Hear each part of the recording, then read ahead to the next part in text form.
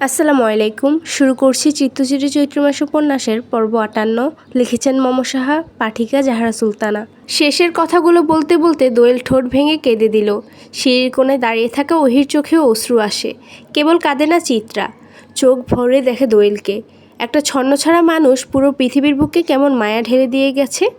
মানুষটা নাকি ভালোবাসতে জানে না। মানুষটার মতন অমন করেই কয়জনই বা ভালোবাসতে জানে। চিত্রা দোয়েলের মাথায় হাত বুলিয়ে সান্ত্বনার স্বরে বলল, কাঁদিস না দোয়েল, তোর ভাইজান ফিরে আসবে। আমি তো আছি, তাই না বল? তুই আমার উপর বিশ্বাস রাখিস না? দোয়েল টলমলে অশ্রু চোখে এবং মুখে তৃপ্তির হাসি নিয়ে বলে, আপনার উপরেই এখন আমার ভরসা আপা। চিত্রা কেবল মলিন হাসল। দূর হতে সিঁড়িতে দাঁড়িয়ে থাকা ওহিও ক্ষীণস্বরে বলল, আমিও তোর উপর ভরসা করে আছি চিত্রা, ফিরিয়ে আনিস তাকে। অতঃপর সে ফোনের স্ক্রিন অন করেই খুদে বার্তা পাঠালো নওশাদের ফোনে। বিয়ের তারিখটা আর কিছুটা পেছাতে হবে, বাহার ভাই এলেই হবে বিয়েটা। একটা রাতের আকাশে কতগুলো মানুষের হৃদয় উজাড় করা বিশ্বাস পাওয়ার আকাঙ্ক্ষা ভেসে বেড়াচ্ছে, পূর্ণতা পাওয়ার অপেক্ষায়। আজ বেশ বেলা করে ঘুম ভাঙল চিত্রার। শীতের কুয়াশা মাখানো আকাশেও রৌদ্রের উত্তাপ, বোঝাই যাচ্ছে দুপুর ঘনিয়েছে। চিত্রা দ্রুত উঠল। সারা রাত মাটিতে শুয়ে থাকার ফলে পিঠ ব্যথা হয়ে গেছে। কয়েকদিন যাবৎ অতিরিক্ত ঠান্ডা লেগেছে। রাত হলে শরীর কাঁপিয়ে জ্বর আসে, বুক ব্যথা করে। এমন দিনের পর দিন মেঝেতে ঘুমালে তো ঠান্ডা লাগবেই, তাও আবার শীতকাল। মুনিয়া বেগম এর জন্য কদিন রাগারাগিও করেছেন। চিত্রা কেবল এতটুকু বলেছে, আমার বাহার ভাইয়েরও আজ এমন শীতল মেঝেতে ঠাঁই হয়েছে, সে পারলে আমি কেন পারবো না? মুনিয়া বেগম মেয়েকে আর কিছু বলতে পারলেন না। কথাগুলোর গভীরতা অনেক। শরীরে এমন গা কাঁপানো জ্বর নিয়েও ঠান্ডা পানিতে গোসল করল চিত্রা। শরীর বেশ শৌখিন একটা বস্তু, এটাকে আরাম দিলে ননির পুতুল হবে, আর আরাম না দিলে কাঠের পুতুল।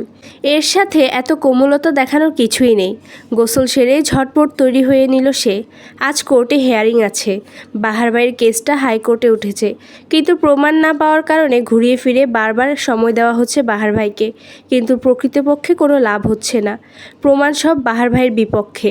কেসটা এমনভাবে সাজানো হয়েছে, দোষী মনে হচ্ছে তাকেই। মেয়েটিকে যে অস্ত্র দিয়ে মারা হয়েছে সেটাতেও বাহার ভাইয়ের আঙ্গুলের ছাপ, অথচ বাহার ভাই ছুরিটা বের করার জন্য ধরেছিলেন কেবল। মেডিকেল রিপোর্টও বাহার ভাইয়ের বিপক্ষে। তার উপর বিভিন্ন ফলস রিপোর্ট তৈরি করা হয়েছে। বাহার ভাইকে মদ পাচারকারী চক্রের হেড হিসেবে প্রমাণ করা হয়েছে। সবটাই যে তুমুল টাকা ও নোংরা রাজনীতির কাজ তা বুঝতে বাকি নেই কারো।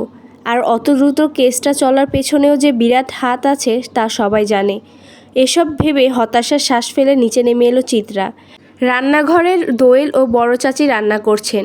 চাচির চোখ মুখ স্বাভাবিক। চিত্রা বাইরে যেতে উদ্যত হতেই দোয়েল রান্নাঘর থেকে ছুটে এলো। ব্যতিব্যস্ত কণ্ঠে বলল, আপা খাড়ান না।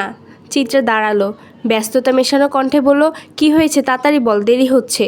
দোয়েল নিজের হাতে টিফিন বক্সটা চিত্রার হাতে দিতে দিতে বলল, ডিম আর বড় বড় ইলিশ মাছের টুকরা, বেগুন আলু দিয়ে ঝোল করছি, আর সাদা গরম ভাত।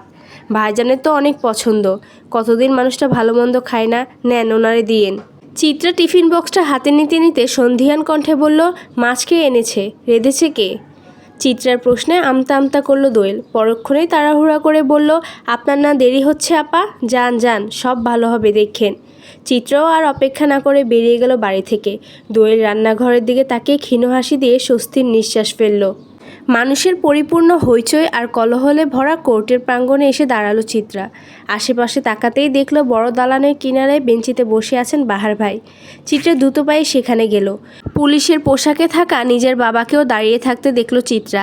কোনো রকম অনুমতি না নিয়ে বসে পড়ল বাহার ভাইয়ের পাশে। নুরুল সওদাগর কিছু বললেন না, বরং কিছুটা দূরে গিয়ে দাঁড়ালেন। চিত্রাকে দেখে মলিন হাসলেন বাহার ভাই। কোমল কণ্ঠে জিজ্ঞেস করলেন, শরীর কেমন? চিত্রায় ভেঙে যাওয়া বাহার ভাইকে দু চোখ ভরে দেখল। প্রশ্নের উত্তর না দিয়ে বেশ নরম স্বরে বলল, আপনি চিন্তা করবেন না, আমাদের ঠিক একটা গতি হয়ে যাবে। চিত্রার কথায় হাসলেন বাহার ভাই। মাথায় হাত বুলিয়ে বললেন, ভেঙে পড়ছো কেন? তোমাকে ভালো থাকতে হবে, তুমি ভালো থাকলেই তো আমি ভালো থাকবো। চিত্রার কান্না এলো দু চোখ ভরে। ঠোঁট চেপে কান্না আটকানোর চেষ্টা চালালো সে, তবে চোখের জল যে বরাবরই অবাধ্য। সে তার নিজের গতিতে ঝরে পড়ল। বাহার ভাই মিছিমিছি রাগ দেখালেন। মিছে ধমক দিয়ে বললেন, কাঁদছো কেন? একদম এখান থেকে ফেলে দেব। বাহার ভাইয়ের ধমকে ফিক করে হেসে দিল চিত্রা। তার ওই হাসি হাসি মুখের দিকে অপলক তাকিয়ে মোহনীয় কণ্ঠে বাহার ভাই বললেন, তোমার আর আমার সংসার হলে খারাপ হবে না বলো? 2-4 দিন তোমার হাসি দেখে অনায়াসে কাটিয়ে দেওয়া যাবে, তাই না? চিত্রার হাসি হাসি মুখটা কেমন চুপসে গেল। বিবশ কণ্ঠে বলল, আমাদের একটা সংসার হলে আমি পৃথিবীর সকল স্বার্থপরতা ভুলে যেতাম বাহার ভাই। পৃথিবী কোথায় স্বার্থপর, সে তার জায়গায় ঠিকই আছে। আমরাই বরং কিছু নিয়ম মানতে পারি না, তবে মানিয়ে নেওয়াটাই উচিত। চিত্রা দীর্ঘশ্বাস ফেলল, ক্ষীণস্বরে বলল, খাবার এনেছি, খাইয়ে দিই? আমার কাছে অনুমতি না চেয়ে নিজের বাবার কাছে নাও, কারণ আমি তার দায়িত্বে। না চাইতেও চিত্রা নিজের বাবাকে ডাক দিল, স্যার। নুরুল সওদাগর কিঞ্চিত চমকালেন। প্রায় বহু দিন পর মেয়েটা তাকে ডাকলো, তা আবার অন্য কোনো নামে।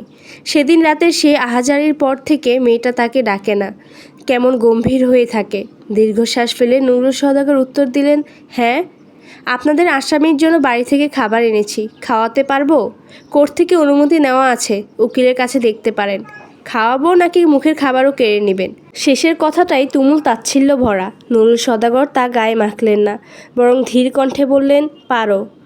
অনুমতি পেতে চিত্রা হাত ধুয়ে ভাত মাখল। বেশ আয়েশ করে এক লোকমা তুলে দিলেও বাহার ভাইয়ের মুখে। বাহার ভাইয়ের চোখগুলোতে তখনও টলমলে অশ্রুর ঝিলিক। তা দেখে চিত্রারও কান্না এলো, কিন্তু সে শব্দ করে কাঁদল না, নীরবে বিসর্জন দিল অশ্রুকণা। দূর থেকে এমন দৃশ্য দেখে অবাক নয়নে পথচারীরা চাইল।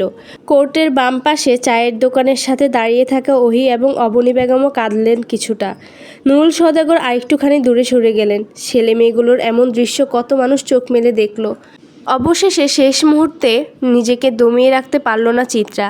বাহার ভাইয়ের গলা জড়িয়ে হাউমাউ করে কেঁদে উঠে বলল, আমাদের একটা সংসার হলে খারাপ হতো না বাহার ভাই, তবুও কেন বিধাতার এমন বিধান?